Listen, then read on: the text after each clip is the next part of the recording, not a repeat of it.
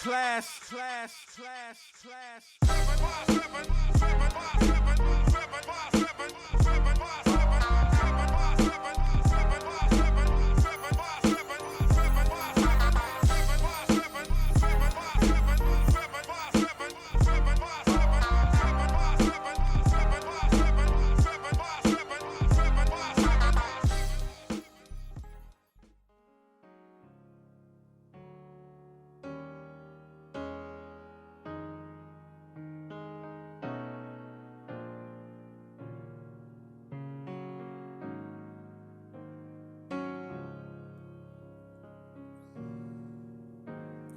We've come this far by faith, leaning on the Lord,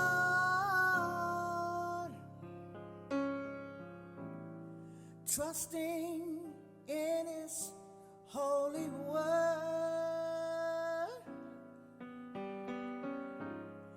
He's never failed us yet. Oh, oh, oh, oh, can't turn around. We've come this far by faith. Don't be discouraged when trouble is in your life.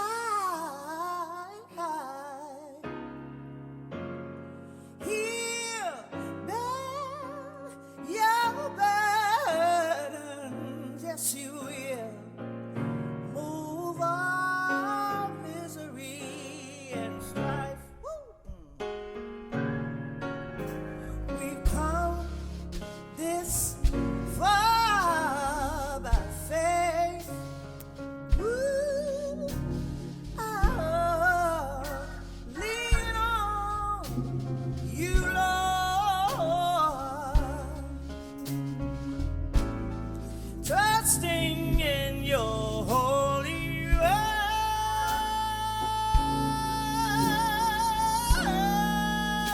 You've never failed us yet. Oh, oh, oh, can't turn around. We've come this far by faith. I'm gonna sing it one more time. Woo! I love the chorus. We've come this far by faith, leaning on the Lord, trusting in His holy word.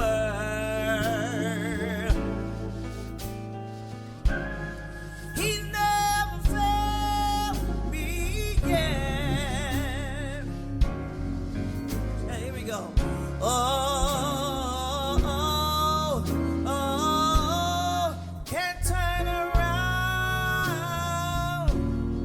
We've come this far.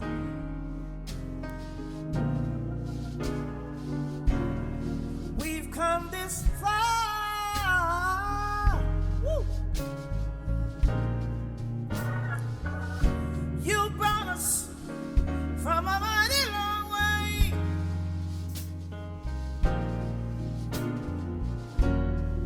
Not only that, but you brought us all the way. You said in your word, the just shall live by faith. The just shall live by faith. The just shall live by faith. Now faith is the substance of things hoped for, the evidence, the evidence, the evidence, the of things not seen. We've come this far by faith. Thank you, ladies and gentlemen, for tuning in to the 757 Renaissance Man podcast. Today's guest is a guest that when I originally started my podcast was one of my goals for this first season. I had to speak with this lady because she brings so much history and grace and exposure to the Hampton Roads area. If you Google 757 and gospel music, Dr. Peggy Britt's picture will come up. Thank you, Dr. Peggy Britt, for taking your time out and having this conversation with me today. Absolutely. As they would say at Chick-fil-A, my pleasure. So during this whole conversation, I'm going to constantly give you your flowers because you have impacted my life on many, many, many ways and probably didn't even realize it. Wow. One of the first ways, as a young Black musician in the church, and I mean like 8 years old, you have always been a role model to me. You were the very first person that I can actually say I could physically reach and touch and hold an album with your name on it. Wow. Wow. And music is a huge thing in my life. And to be able to have somebody in my atmosphere at that age that I can actually touch a record made it real for me. Wow. I don't know what to say. When I think about the influence that we as gospel artists have in people's lives, I take it really, really seriously. And to hear you say that humbles me because if I've done anything to to foster your faith or to urge you and encourage you to pursue that whole musical path, then to God be the glory. Yes, ma'am. You're very instrumental in me not being nervous to perform.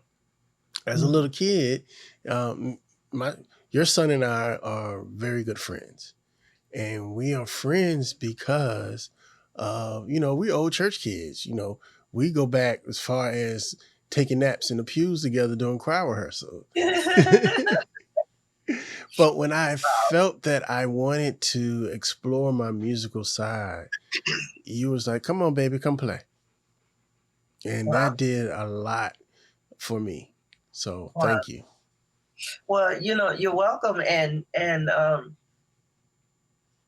don't know how I passed on to you the ability to not be nervous when I still get nervous every time. So I'll have to sit back and see what did I teach Sean about being nervous? How did I do that? Because every time that mic is in my hand, it to me, the mic is not only an amplification of my voice, it's an amplification of my responsibility to be integral in my performance. And I don't take that lightly because I realize that when you have the mic, you have a level of influence. And your influence should always be to the good of the audience rather than some other way that you could influence them. So absolutely, I still get nervous, and I'm not mad about getting nervous because it makes me know that this is a serious thing. You got this mic in your hand. This is a serious thing. What are you going to say to the people that are listening to you that's going to uplift them, that's going to turn them around, that's going to dry their tears, that's going to do something to minister to them. So, yeah. Mm-hmm. So what I would like to know is I would like to know the story of Dr. Peggy Britt, what it was like for you growing up and how you were originally exposed to music. My mom, my mom was a big musical influence in my life. Odessa Macklin Taylor, and of course, an influence in a lot of ways, but definitely musically. And I'm gonna give you talking about history. I'm gonna give y'all some history right now because my mom bought me these little. Okay, your audience may not even know anything about this. These little thing called records. Yeah, that we used to play on a record player. This thing that spins around and we put a needle down and all of that. So she bought me records. One I remember distinctly is the story of Peter and the Wolf, which is an orchestral piece that tells a story with instruments. Mm-hmm. And definitely I remember that one. And from there, I suppose, on Saturdays, the Texaco Opera Hour would come on during the day, and we would listen to that. And then the funny part of my musical journey with my mother was we used to listen to country western music, which I think is some of the best written music. It tells stories as well as anything, any kind of music does. Well, it's called country now, not country western. See, I'm dating myself. But anyway, I digress. But we would listen to that music and we would sing off key just on purpose. And it was really, really funny, a lot of fun. And then noticing my musical proclivities, my mom put me with one of the major piano teachers in our area. Her name was Antoinette Watkins, and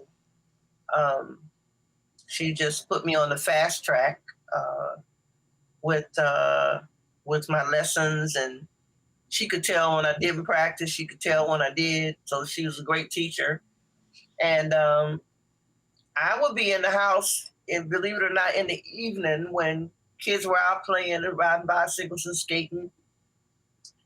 I'll be in the house practicing, and I wasn't mad about it. I loved practicing and just getting to know the piano better, getting to know music better. And from there, I went into contests, and from there, believe it or not, I went to college at Norfolk State University. Go green and gold. Hold on. I got something for that. Hey! Come on, Legion! Come on, Legion! Okay, I'm sorry. Yeah. I had to throw that out there. P.O. Oh, absolutely. And so when I went to college, because I had this dream that I would be a pediatrician, I was a biology major.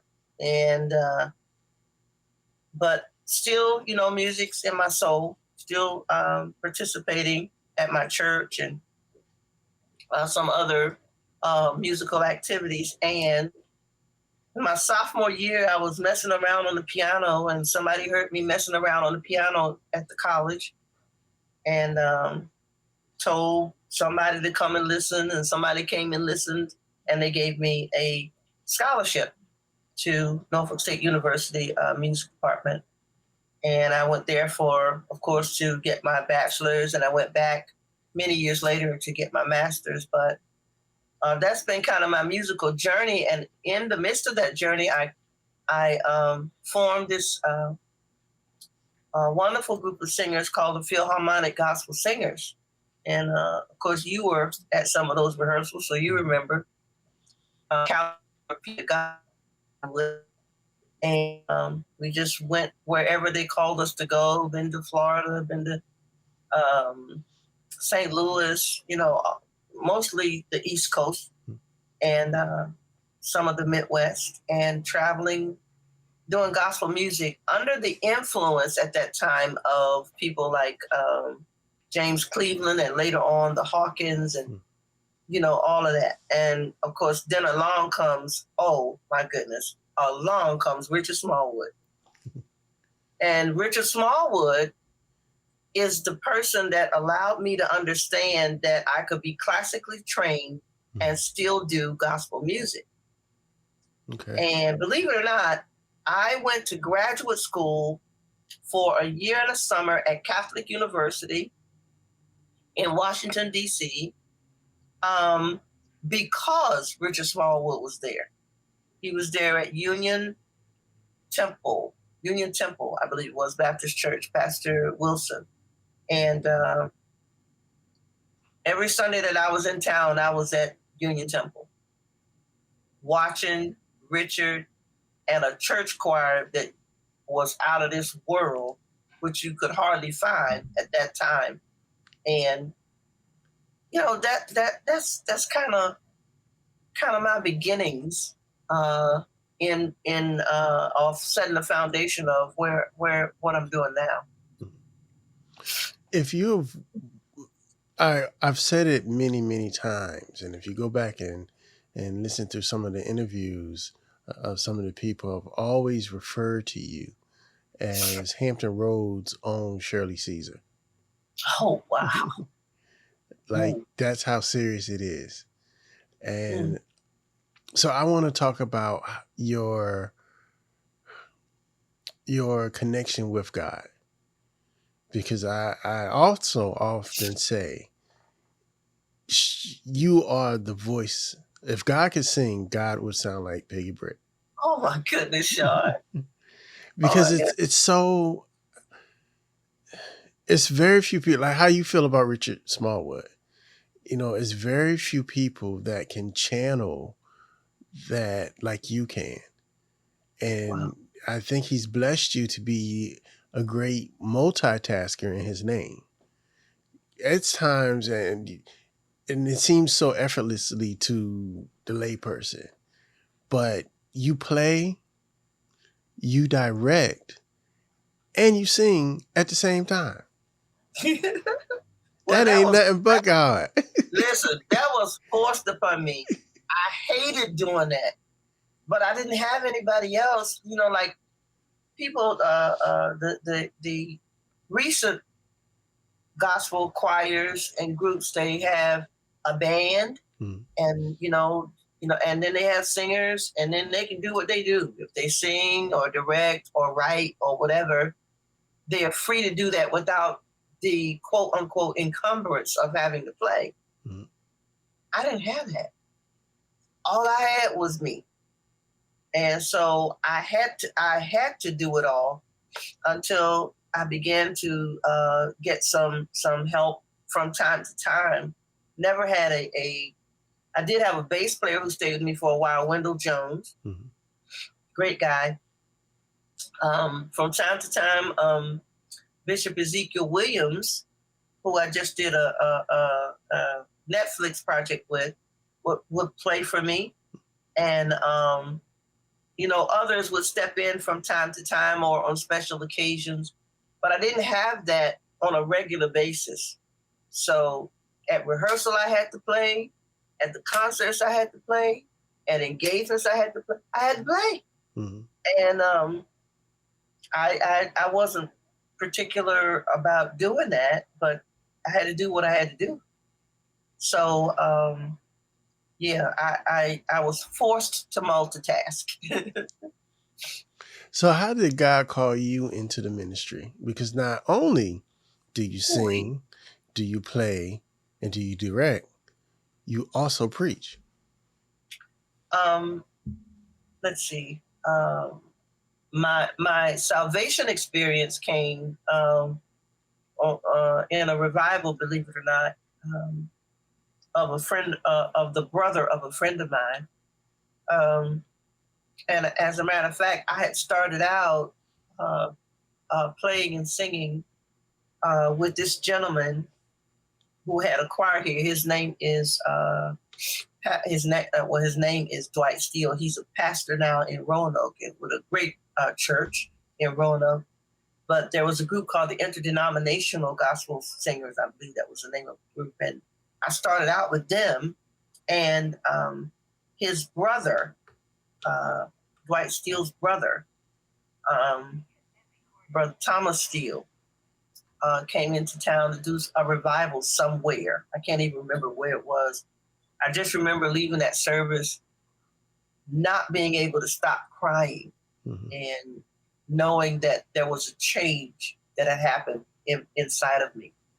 So fast forward many years later, I got to be under the direction of the gentleman who's responsible for my recording career, Joe Flores, who recently passed away.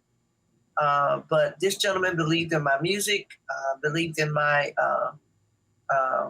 abilities, writing, blah, blah, and invested in me. And he had a church. He came here from Florida and began a church called Perfecting Saints Worship Center. And phenomenal teacher, phenomenal biblical teacher and preacher, just phenomenal. And I was in a Bible study, and just from the study, somehow I knew there was this knowing on the inside of me, and I knew that God had called me into the preach ministry. So that's how that got started. Oh. So the Philharmonic Crier is a quote unquote community choir. And I think that is one of the ways that you spread the seed of the gospel the most. Because not only did, like, from time to time, that's how I became acquainted with you. My mom would sing with you sometimes. Countless singers have come through that choir.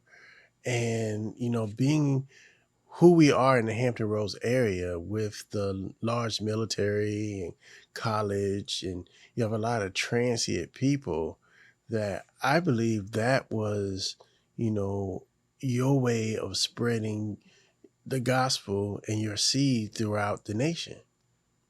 Absolutely. As a matter of fact, the bass player, Wendell, that I mentioned a few minutes ago, was in the Navy when he came to the choir. There's another guy who played the saxophone. His name is Jesse Prim.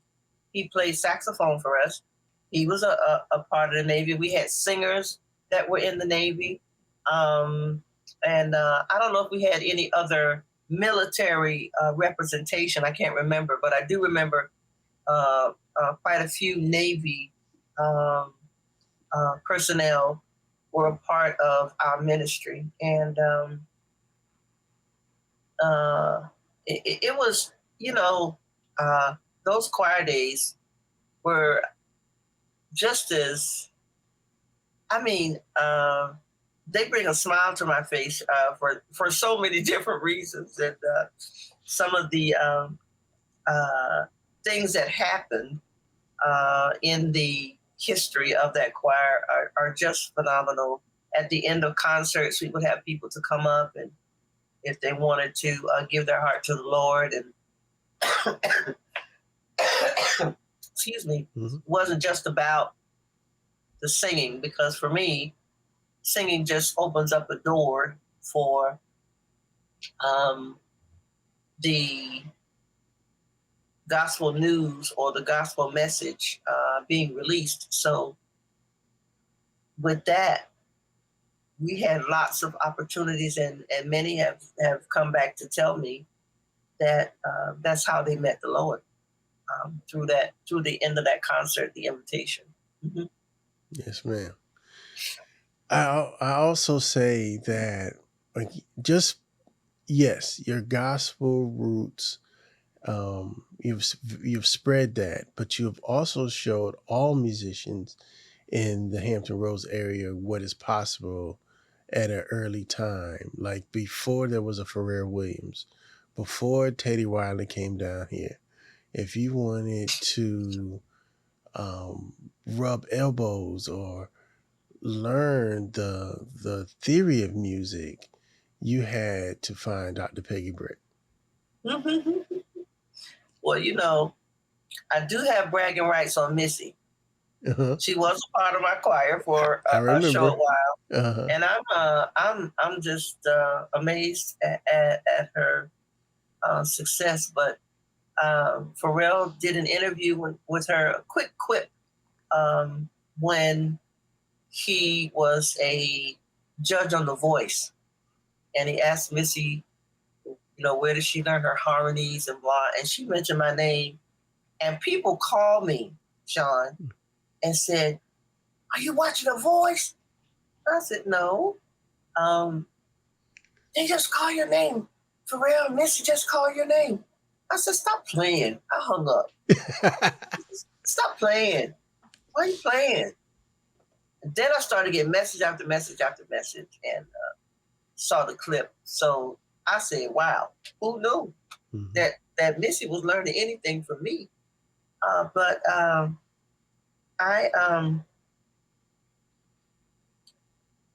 a music theory head. As a matter of fact, that's what my second degree is in, theory and composition, and definitely love the backstory of the harmonies, if you will. And that always fascinates me when I'm listening to music. I promise you, Sean, I'm listening in theoretical terms. I Okay, believe that's it. a 1, that's a 4. They went back to a 2, now a 6, and now they're back to 1. Okay, all right. So yeah, that's me all day. Me all day. And I like that you can break it down that way, but still let the spirit kind of move you. So let's talk. How do you balance the two? Because there is a spiritual side, but then again, there's a theory and trained side. How do they work with each other? Good question, sir. Sean, please bring me batteries. I'm not quite sure how they work together. I don't think I have any kind of logical explanation for that. I know that they both coexist in the same moment, and I just sorry about this cough. My allergies are going haywire. Not a problem at all. But what I know is that, you know, let me be a little philosophical and heady for a moment. I believe that all music starts in heaven, because that's the first mention of music before it gets to earth. Okay? In other words, there's some angelic stuff going on in heaven, and God, being the creator and the creative being that he is, just passes that on to his creation, which is mankind. Now, how we choose to use that gift is up to us.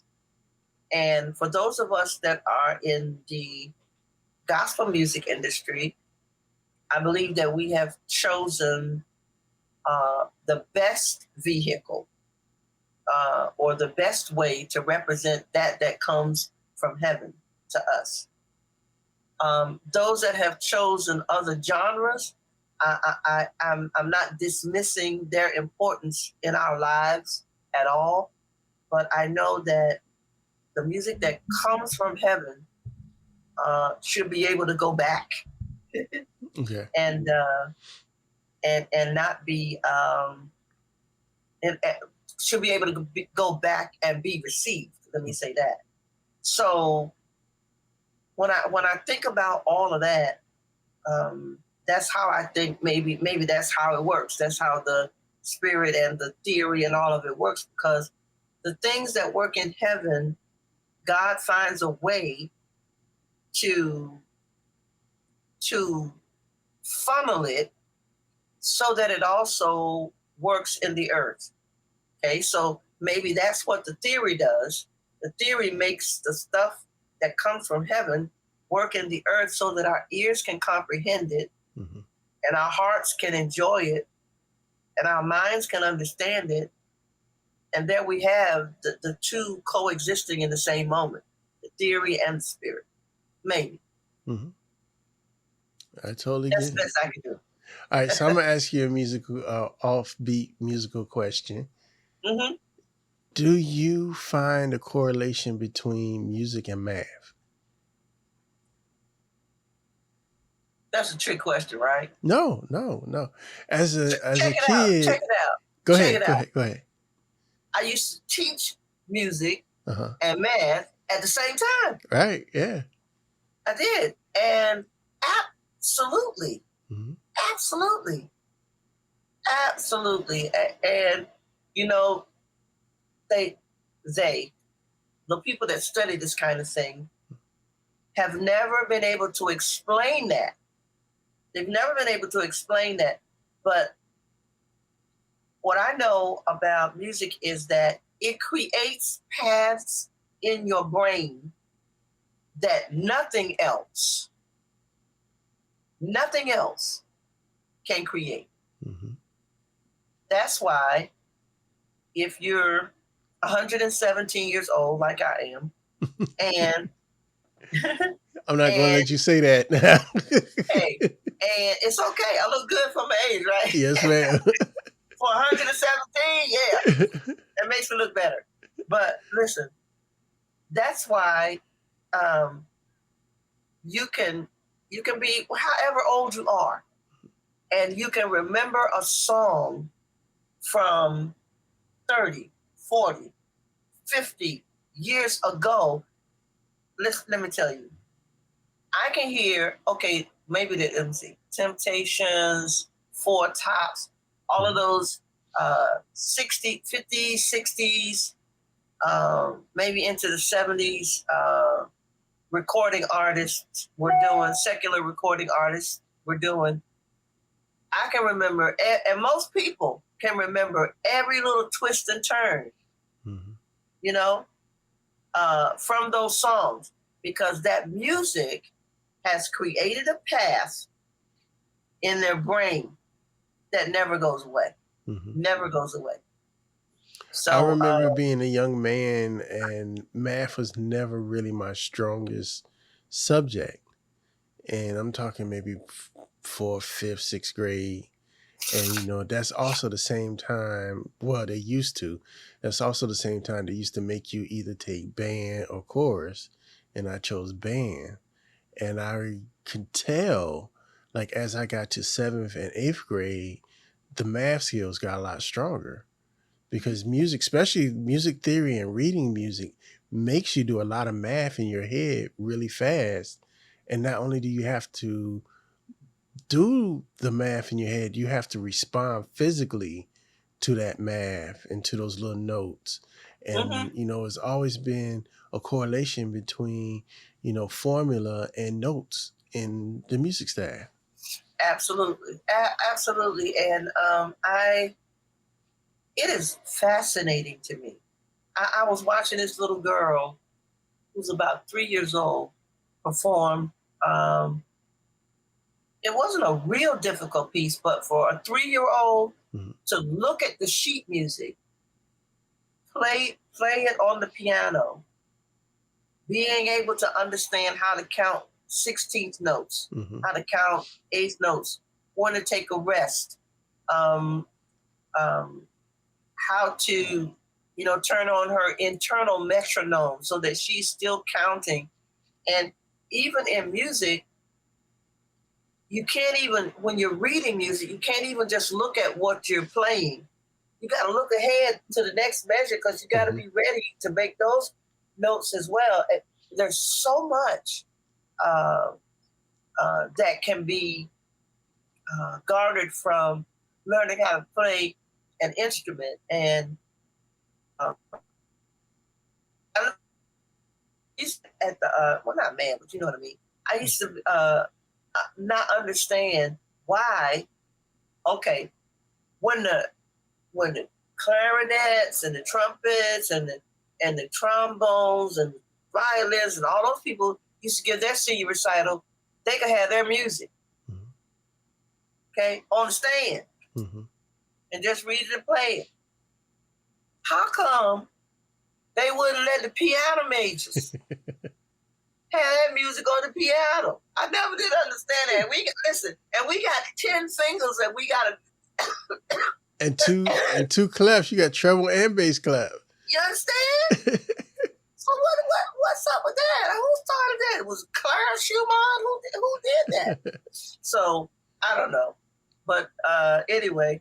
Oh, funny story about my senior recital. I was playing this F minor sonata by Beethoven, and for the life of me, Sean, I could only remember the first 5 notes. Bum, bum, bum, bum, bum. Okay. Nothing else came to my mind. This is at my senior recital. I had on a long polka dot dress and a big afro wig. Okay. And here I go. Okay. So, okay. All right. That's the first time. Boom, boom, boom, boom, boom. Nothing came. So I sat there for a second and I prayed this little prayer. I said, Lord, if you don't bring back to my remembrance the rest of this sonata, I'm going to get up from the piano, I'm going to bow in front of this piano, and I'm going to walk off the stage. Thank you very much. So, got myself together, and I started again. And everything came back to me. But let me say this. My hands, muscle memory, my hands were going faster than my brain was remembering. Wow. It was the most, it was scary because I was not playing what my mind remembered. My hands were doing what they remembered to do from the practice. So I imagine that's how it is for basketball players making free throws or whatever.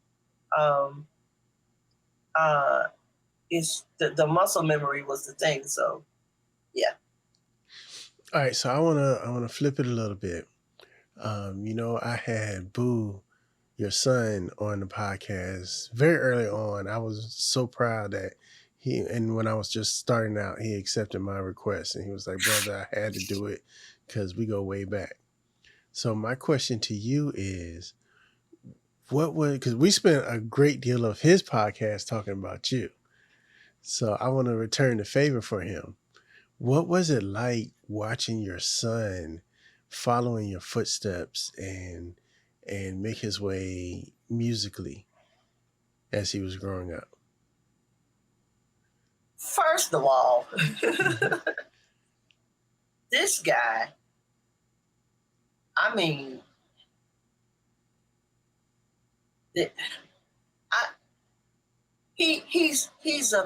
for me, he's when I say the word phenomenal, I mean it in every sense of the word, because Boo is not just a drummer. Boo is a full-fledged, fully orbed musician. He hears the whole thing, not just his part in the thing. He knows how his part in the thing fits in the thing, but he's also aware. It's like a great basketball player, again, that a great point guard that knows where everybody is on the court at every time that he needs to know, so that he knows who to pass to, who to whatever. And Boo is like that. whatever musical setting he's in, he's always going to be thinking about the entire picture. I listen.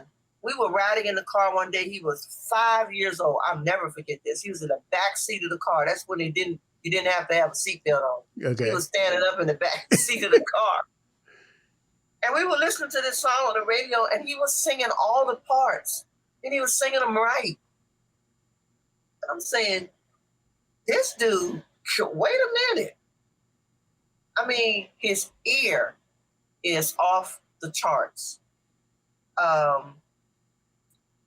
And as a drummer, you know, a lot of times as a drummer, because drummers are the foundation kind of what's going on, at least metrically, they can kind of take over. Never that. Never that. He's going to drive it, but he's going to drive it in such an understated way that he doesn't get in the way of whatever else is going on. Oh, I love it. I love it. And I mean, you know, I'm not sure why somebody on a whole other platform has not snatched him up, because he's just that great. And not good, he's great. And I'm so proud of everything he's done musically. Of course, he worked with Tasha for a while. He did a tour with a guy whose name I can't remember. Yeah, we talked about that. Yeah, and of course here he was with Fuzz Band. And of course, you know, as his mom, as you know, one of the spiritual forces in his life, it was I wanted him to stay in the genre of gospel, but you know, he has made his own decisions about that, and he has kind of done that, because now he's at Bishop Murphy's church in Georgia, and I'm sure that they appreciate him. Yeah, because this guy, I mean, he's just, oh, wait a minute. He ain't gonna want me to say this, but I'm gonna say it. Say it. Y'all ain't heard nothing until y'all hear him sing. Okay. Yeah. Now, to get him to sing, that's a whole nother question. But if you ever have the opportunity to hear him sing, his vocal interpretation of things, you know, right up there with his percussive skills. So,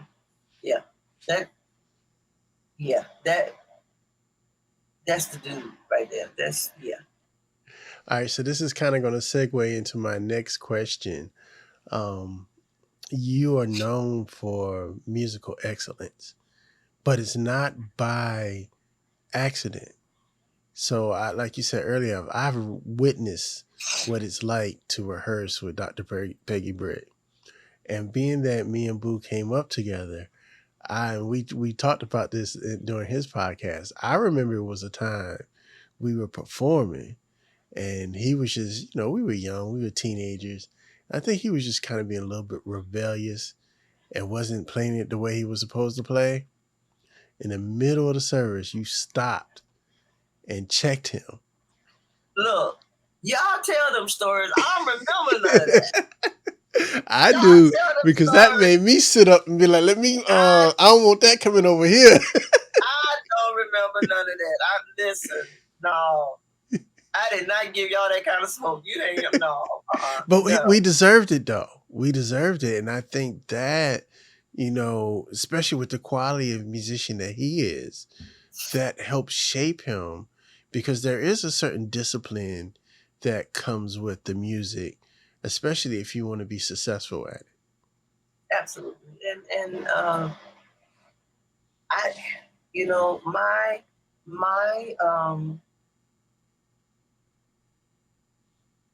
desire for excellence in what I do causes me not to even listen to me. And what I mean by that, I just finished doing a single and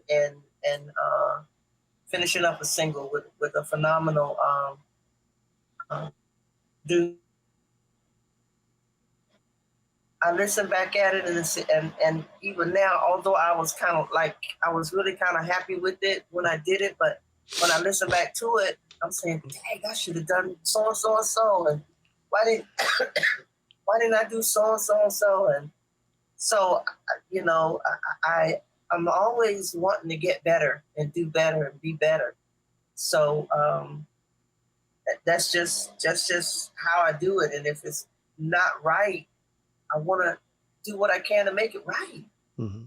Because if this music is to glorify God, if it's part of my, I think, my duty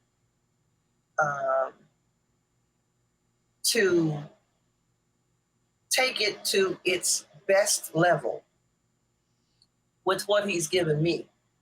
So, I mean, if that means going back and doing it again, or going back and changing it, or whatever, then that's what I do.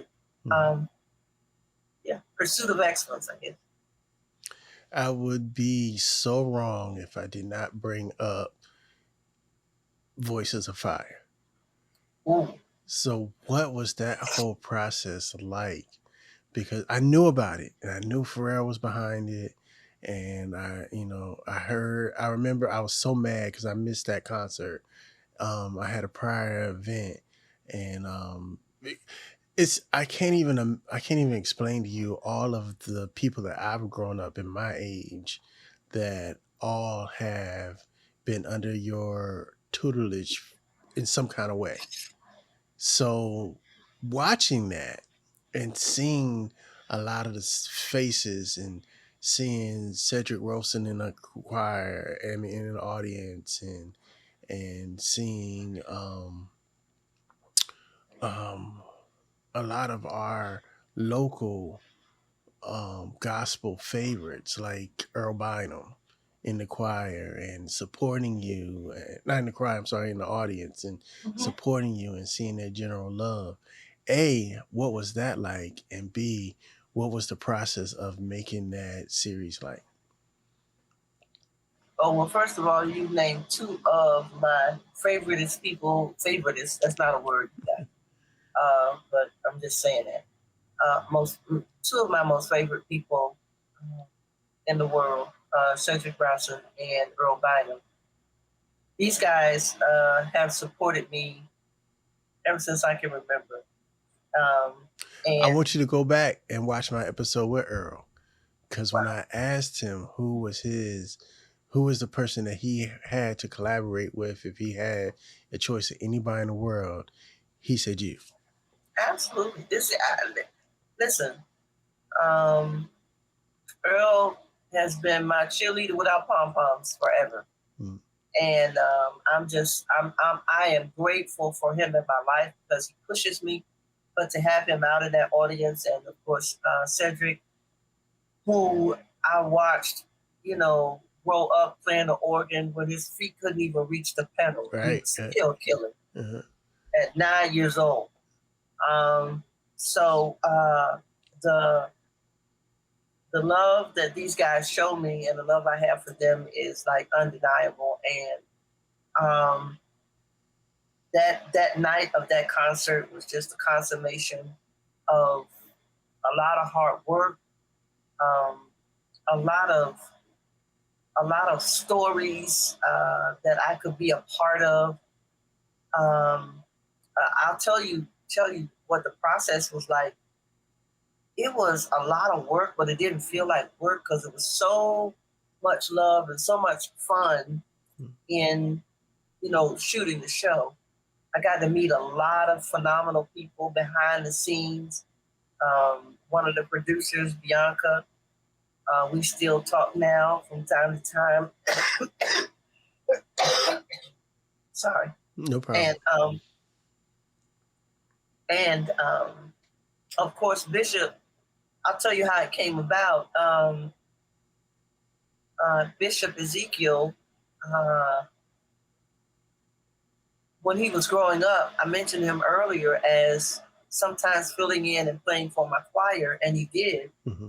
And he was phenomenal, even as a young man, playing organ down in SeaTac at Bishop Thurgood's church, where he kind of honed his skills.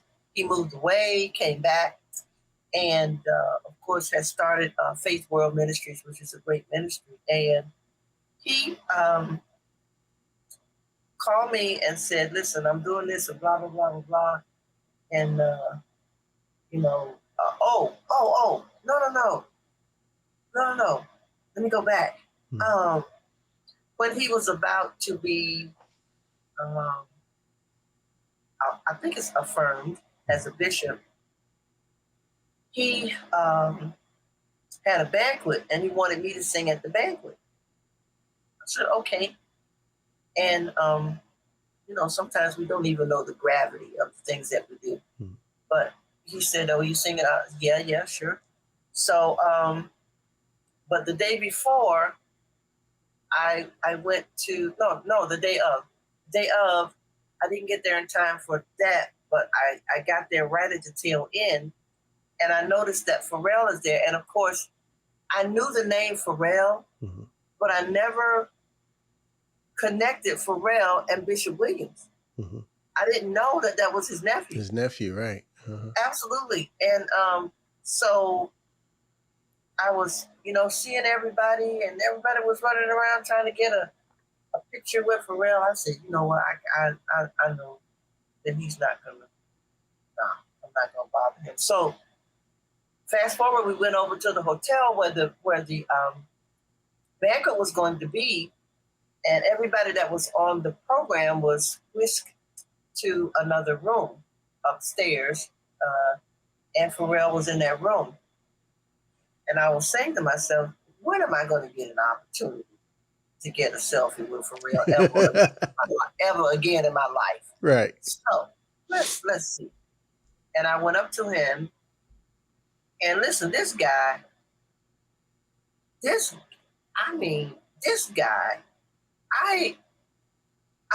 I'm not impressed with a lot of human beings, but I'm impressed with this guy. Mm-hmm. This guy could be as snooty and as aloof as he wanted to be, but he's not. Mm-hmm.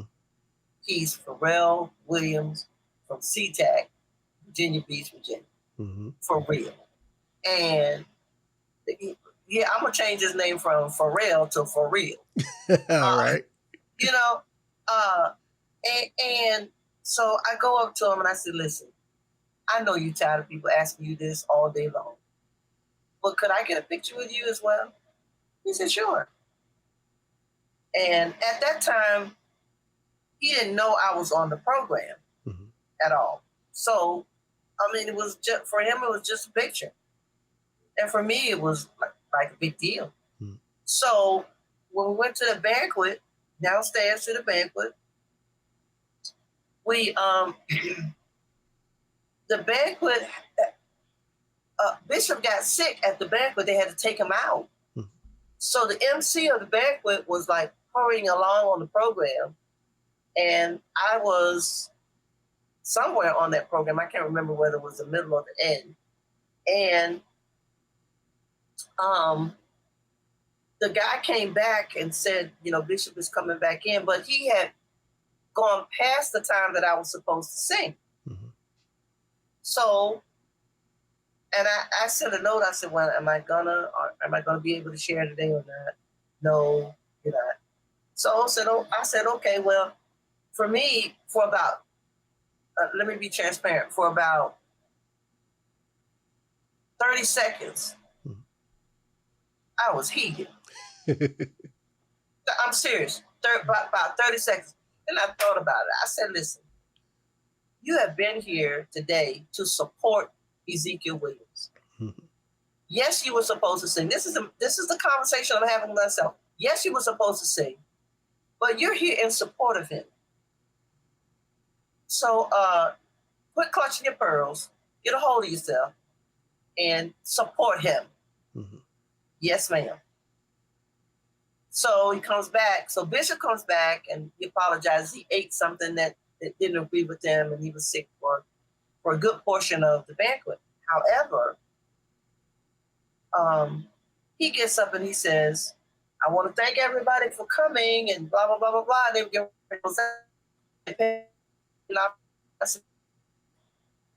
he said, "You didn't?" I said, "No, sir." He said, "Well, we're not leaving till you sing." I said, "Okay." So Larry George, who is a phenomenal musician, as a matter of fact, he's Bishop's musician, minister of music. I told him what to play, and that's when I got to sing the song. After that, Pharrell came down to me, knelt at my feet, and just was so encouraging to me.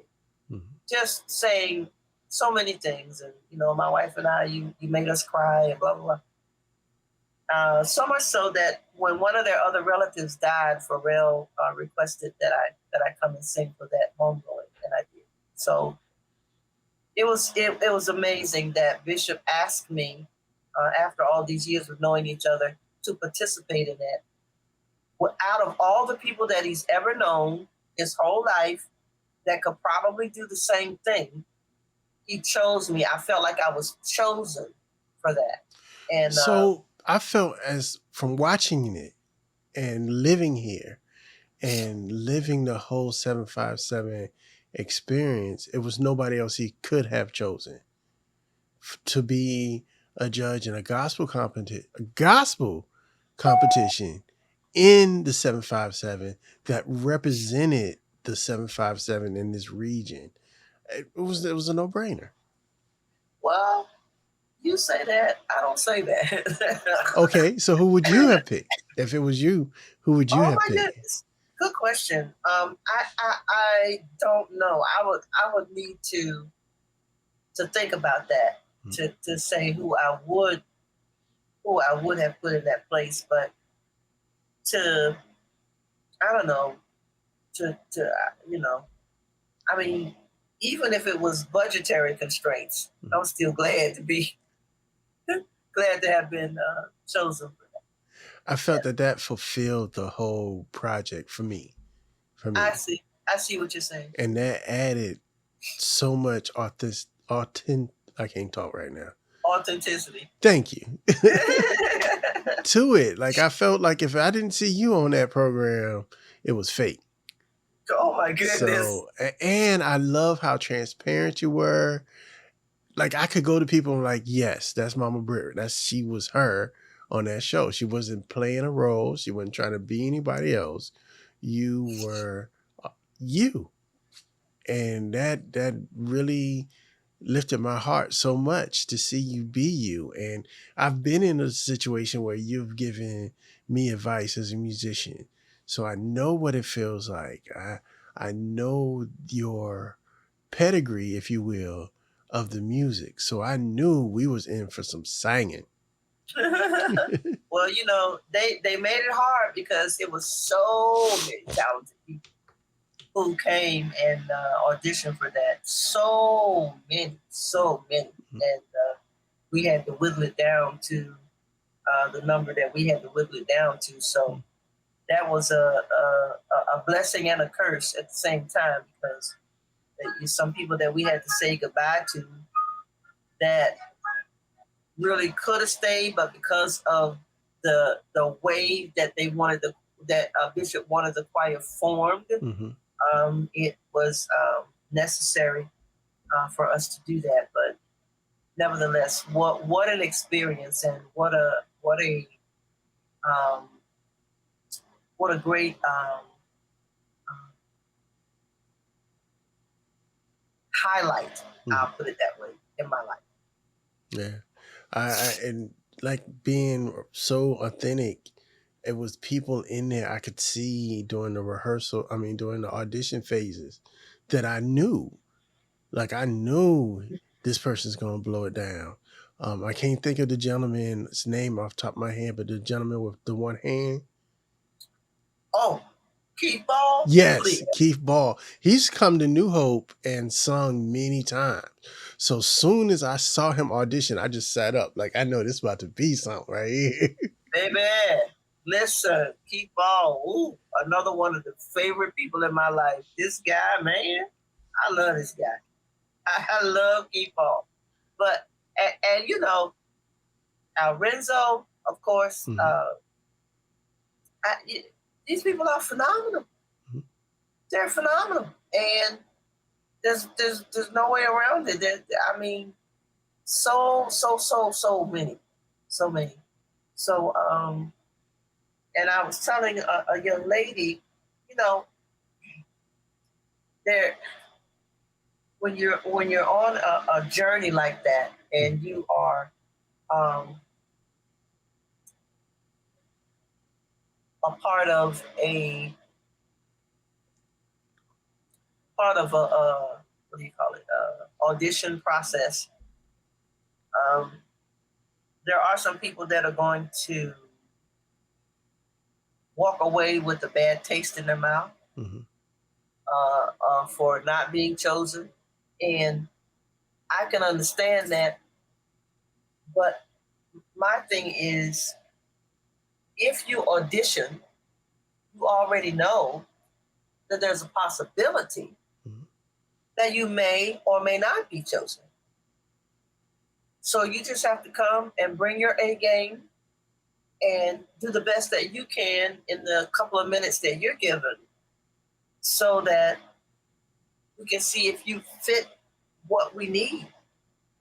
And sometimes I have to say that to myself about getting into certain places and being able to do certain things. Do you fit the need? Are you a fit for that? And if not, it doesn't diminish what I do at all. It just says I'm not a fit for that. So hopefully, the maturity level of people is to a point where they can understand that whenever you're auditioning for something, there's definitely a possibility that you may or may not get it. You know, ask these people in Hollywood that go on these hundreds and hundreds of auditions and don't get a part. And then one day, boom, they get chosen. So it's because they're a fit. I don't think it's an accident that God chose you and chose you to be in the Hampton Roads area. When you think about the musicians that you've influenced, from just me, and I'm just regular roundaway Joe, to your son, and then think about the musicians in our age range that you inspired, such as Missy and Timberland. And because you can't be an inspiration in Missy's life and not be inspiration in Timberland's life, and not be inspiration in Pharrell's life.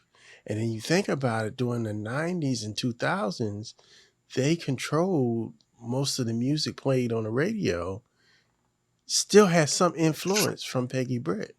So when I think Pharrell says all the time there's something in the water, I think our something in the water is Dr. Peggy Britt. Sean, you're making me blush over here today.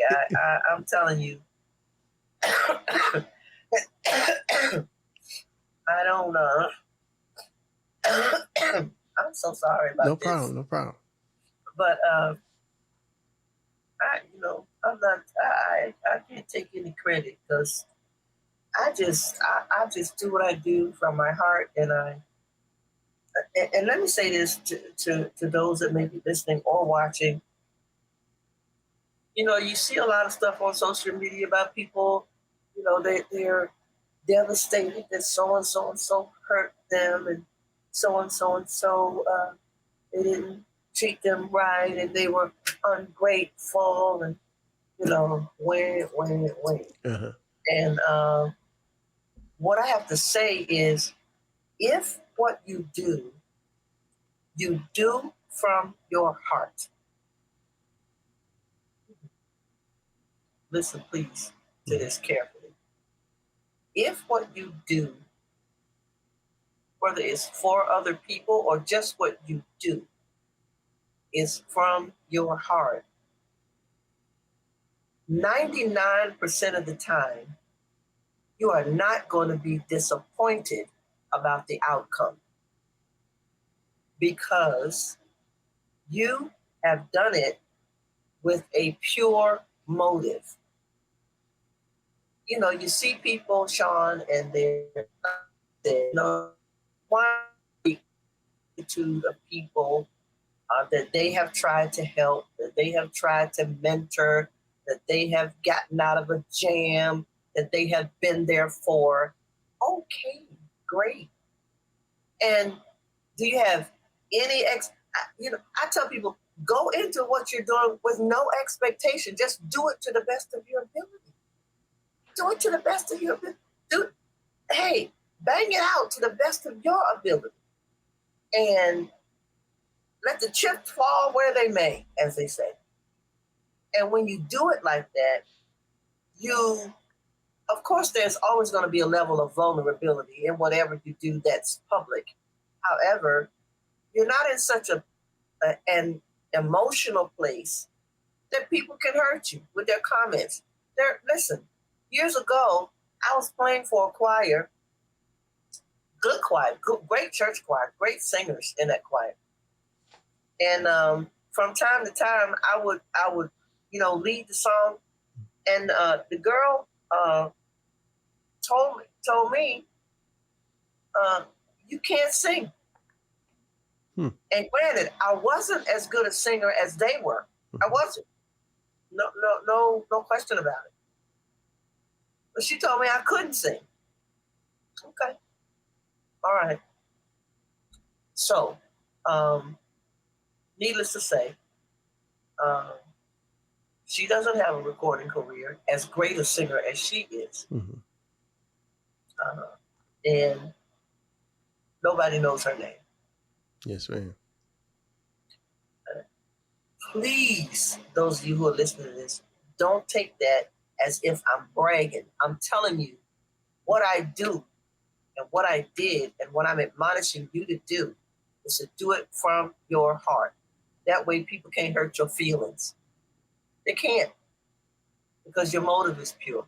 Mm-hmm. And now I'm going to step off my soapbox. I appreciate that. So this is how I end all of my episodes. I ask everybody the same question. What would you tell a young Dr. Peggy Britt if she came to you for life advice? The same thing I just said. All right. And I'll tell you why. Because for a while, when I first started having the choir and all of that, I wanted to be like so and so and so. One of my biggest mentors from a distance, we're friends now, but her name is Myrna Summers. And years ago, Myrna was like killing the game. And I just wanted to be her. And I realized that slot was already taken. Mm. So I had to develop myself and confidence in myself and do what I did like I did it. And I would just say, do what it is that you do with a pure motive, whether it's music, whether it's, I'm in the finance game as well. Whatever it is, do it with a pure motive. What do I mean by pure motive? Do it with the motive that you're going to help somebody. Because this is what I believe ministry is, Sean. I believe that ministry is, and it doesn't always happen with a microphone, first of all. Second of all, ministry is getting people from the place where they are, to their next best place. Their next best place. That's why we're here. That's what I believe love is. Love is you hanging in there with a person and contributing to their life so that they make their goals and dreams come true.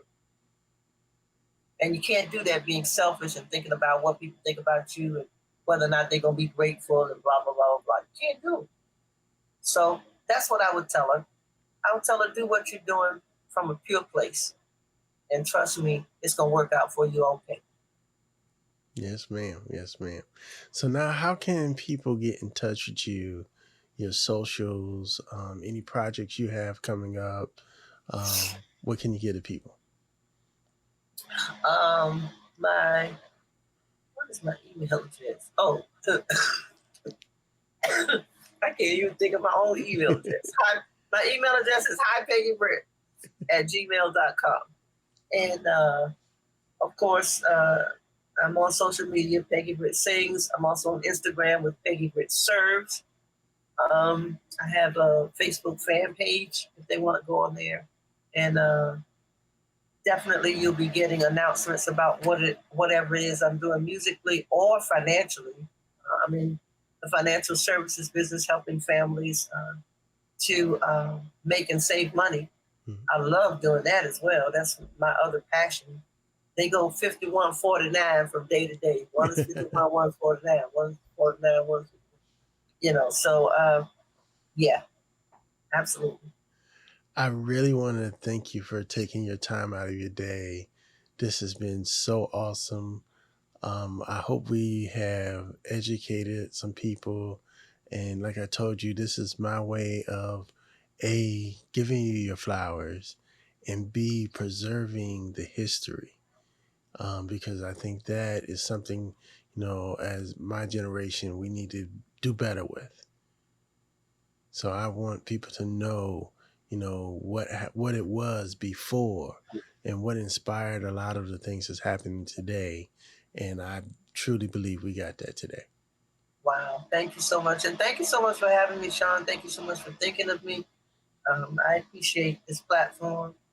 Anytime I can encourage people with my story, cancer survivor, a lot of stuff going on with my health, but I just refuse to stop dreaming. And I encourage you guys to do the same. Don't stop dreaming. Yes, ma'am.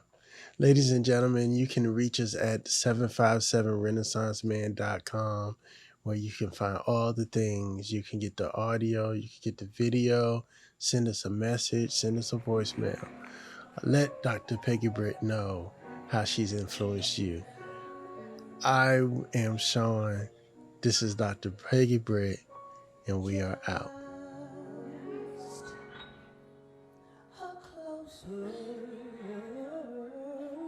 Walk with thee.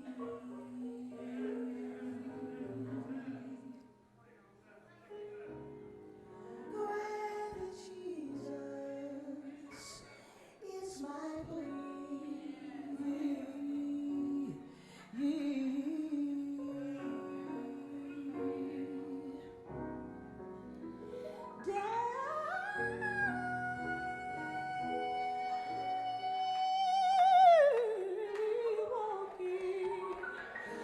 close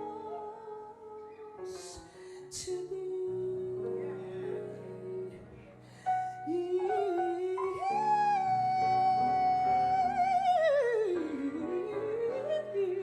Let it be, dear Lord, let it be.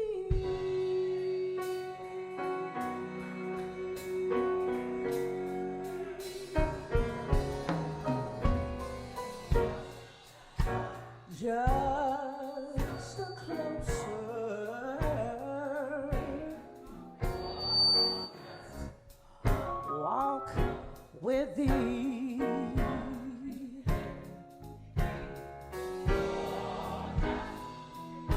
Great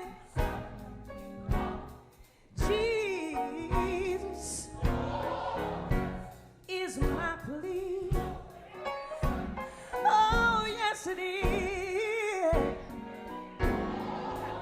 Daily, daily, daily, daily walking, walking, walking, walking. Close, close, close, close, close to thee. Let it be. Ooh, Lord, let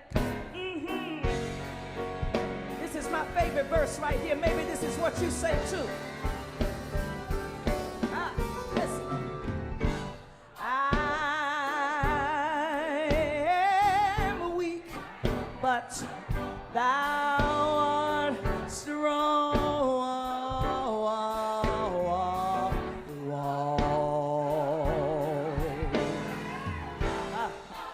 Jesus, only you can keep me from all wrong.